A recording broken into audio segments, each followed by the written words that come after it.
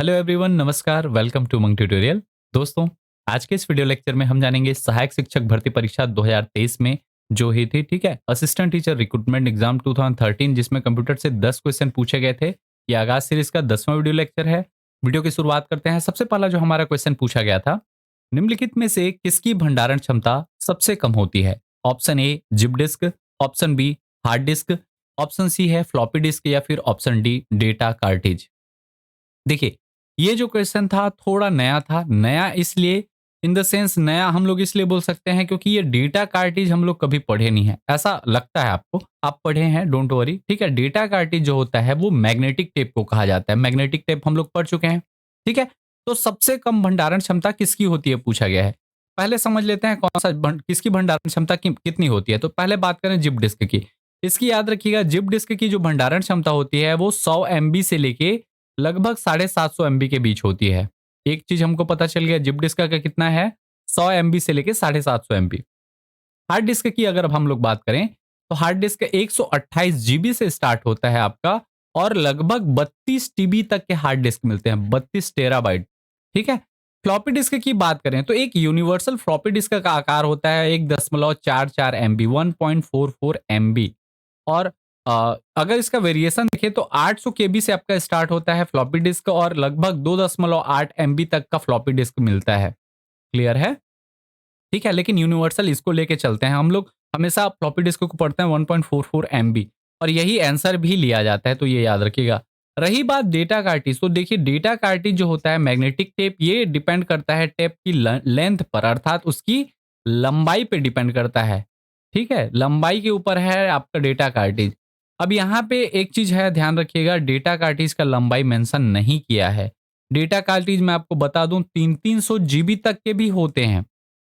300 GB तक का मिलेगा और आपको 20 KB तक का मिलेगा, ऐसा नहीं है। डेटा कार्टिज 20 KB का भी रहेगा, 300 GB का भी रहेगा।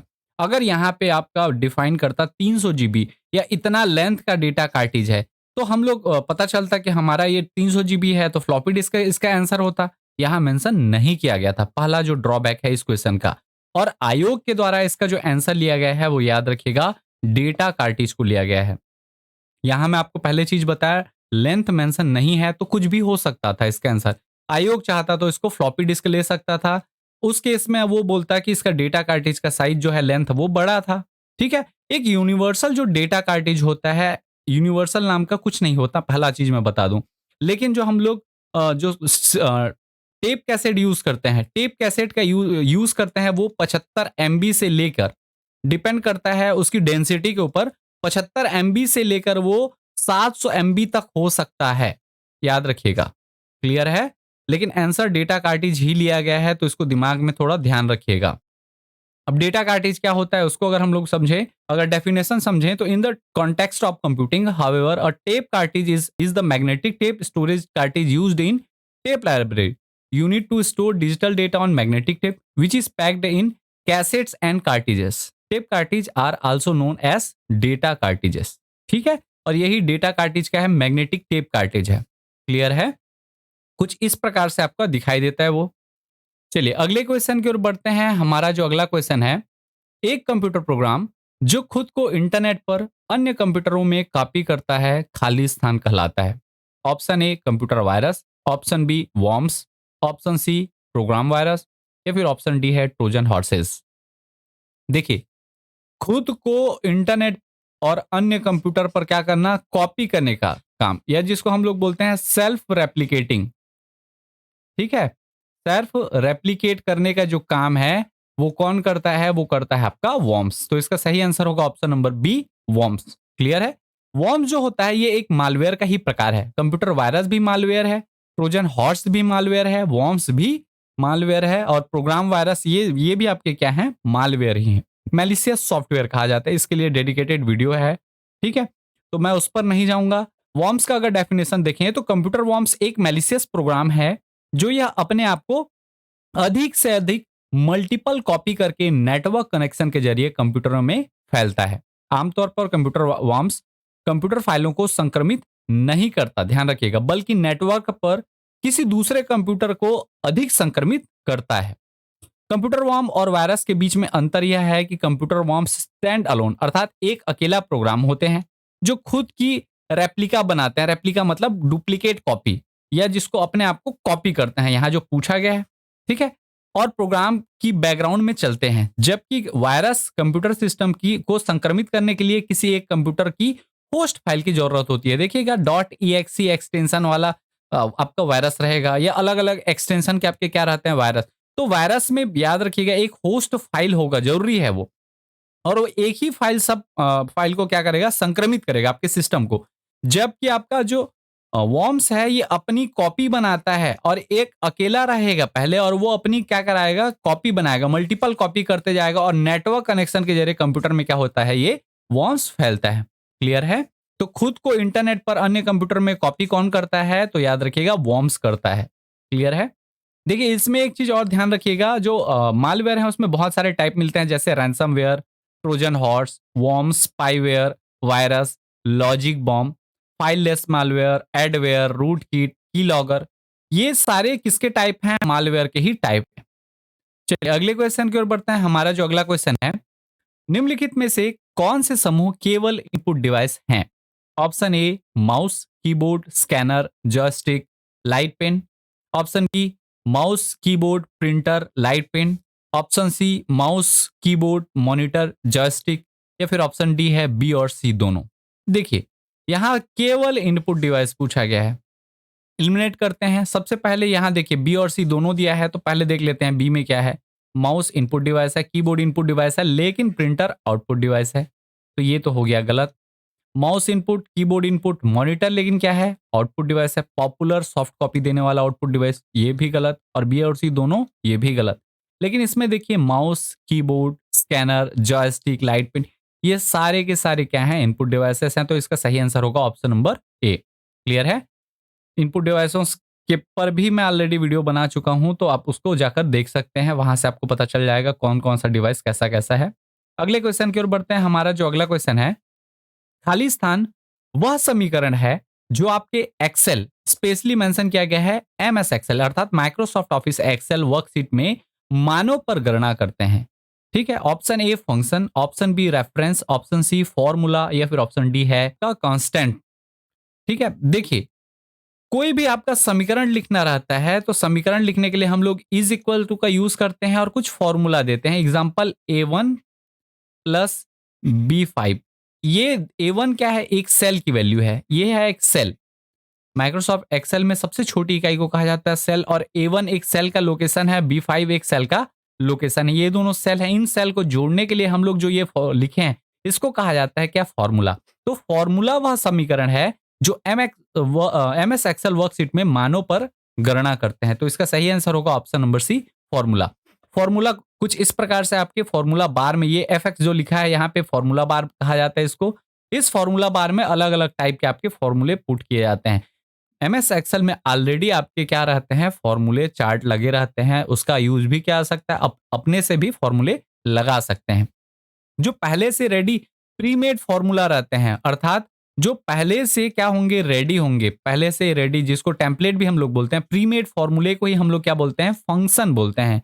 ये चीज याद रखिएगा, ठीक है। तो पहले से कुछ फंक्शन प्री डिफाइंड रहते हैं, प्री डिफाइंड या प्रीमेड जो फॉर्मूले रहते हैं उनको फंक्शन कहा जाता है। क्लियर है?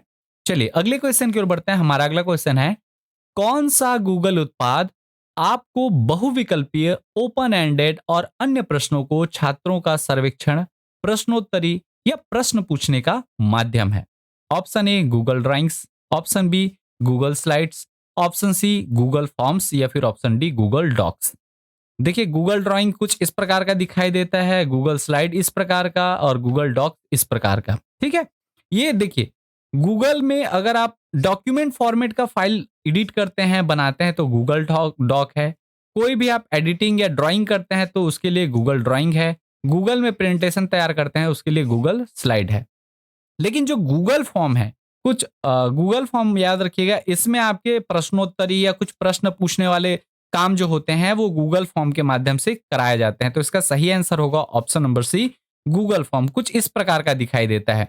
और ये जो सिंबल है, ध्यान से देखिएगा इस सिंबल को, ये जो सिंबल है, अभी लेटेस्ट एग्जाम हुआ था मंडी वाला, ठीक है, मंडी सचिव का, उस एग्जाम में ये इमेज दे के क्वेश्चन पूछा गया था कि ये फलाना इमेज किसका है? गूगल फॉर्म का है, गूगल स्लाइड्स का है या फिर गूगल डॉक्स का है, अलग-अलग उसमें ऑप्शंस थे, ठीक है?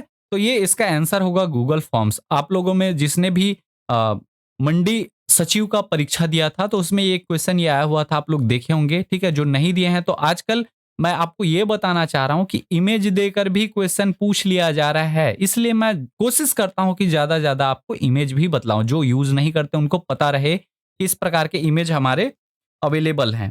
क्लियर है? चलिए अगले क्वेश्चन की ओर बढ़ते हैं। हमारा जो अगला क्वेश्चन है, आईएसपी का पूर्ण रूप क्या है?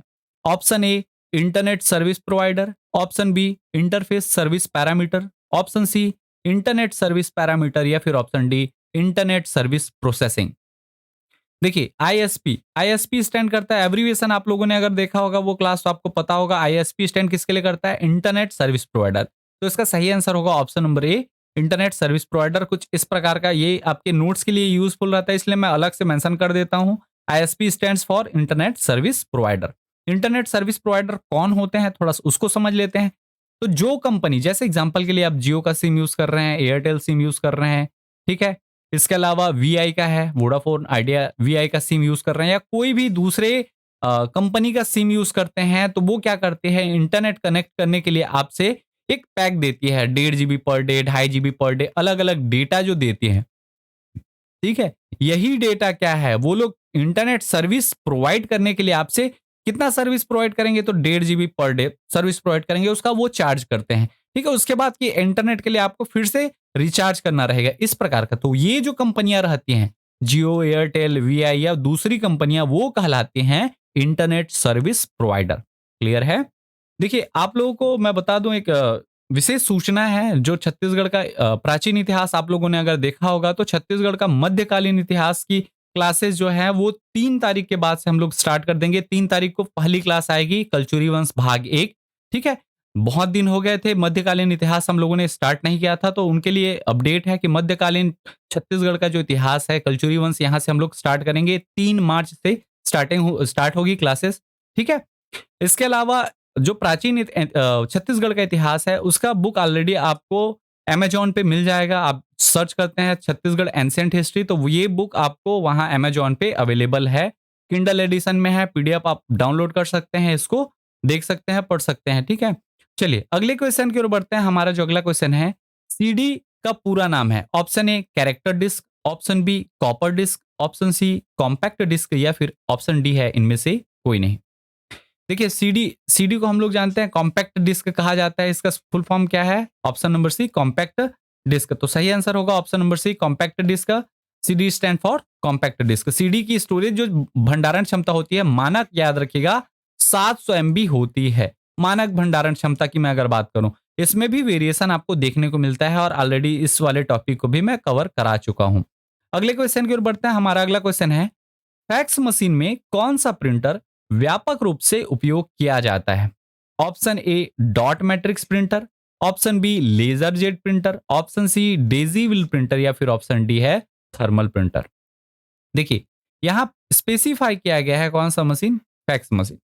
अब मैं आपको बता दूं, जो आजकल के फैक्स मशीन है उसमें आपको लेजर जेट प्रिंटर देखने को मिलेगा। लेजर जेट प्रिंटर क्या है? यूनिवर्सल प्रिंटर माना जाता है। इसमें आप एक साथ एक पेज पूरा प्रिंट होता है।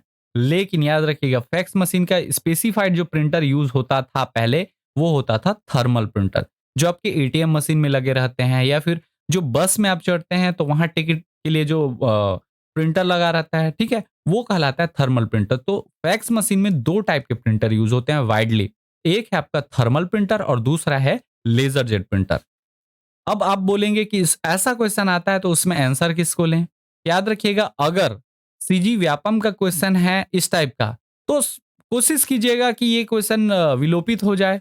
लेकिन इस टाइप के अगर क्वेश्चन दूसरे एग्जाम में आपको दिखते हैं, छत्तीसगढ़ के एग्जाम के अलावा दूसरे जो नेशनल लेवल के, तब आपको आंसर लेके चलना है थर्मल प्रिंटर को। ध्यान रखिएगा, फैक्स मशीन में कौन सा प्रिंटर व्यापक रूप में उपयोग किया जाता है? तो थर्मल प्रिंटर। लेकिन छत्तीसगढ़ में दावा पत्ती लगने के बाद लेजर जेट भी है, ठीक है, तो इसके कारण उसको भी आंसर माना गया और ये क्वेश्चन हो गया क्या? विलोपित। तो याद रखिएगा, 138वां जो क्वेश्चन था, मतलब हमारा कंप्यूटर का 8वां क्वेश्चन, ये क्वेश्चन विलोपित हो गया। मैं फिर से क्लियर कर दूं, अगर सीजी व्यापम के अलावा दूसरे स्टेट के आप लोग देख रहे हैं, ठीक है, तो इसका आंसर थर्मल प्रिंटर को ही लेके चलिएगा, ना कि लेजर जेट को। क्लियर है? चलिए अगले क्वेश्चन की ओर बढ़ते हैं। हमारा अगला क्वेश्चन है, निम्न में से कोई एक ऑपरेटिंग सिस्टम का फंक्शन नहीं है। Option A booting, option B disk management, option C process management, या फिर ऑप्शन डी है डेटा क्लासिफिकेशन। देखिए, ऑपरेटिंग सिस्टम के बारे में यहां बात हो रही है और हर बार होता है कि ओएस से एक ना एक क्वेश्चन, ऑपरेटिंग सिस्टम से एक क्वेश्चन आता ही है, उसके प्रकारों से भी आता है। ठीक है, आपका ऑपरेटिंग सिस्टम का फंक्शन नहीं है पूछा गया है, कौन सा नहीं है? बेसिक फंक्शन तो सब होंगे, लेकिन कौन सा नहीं है?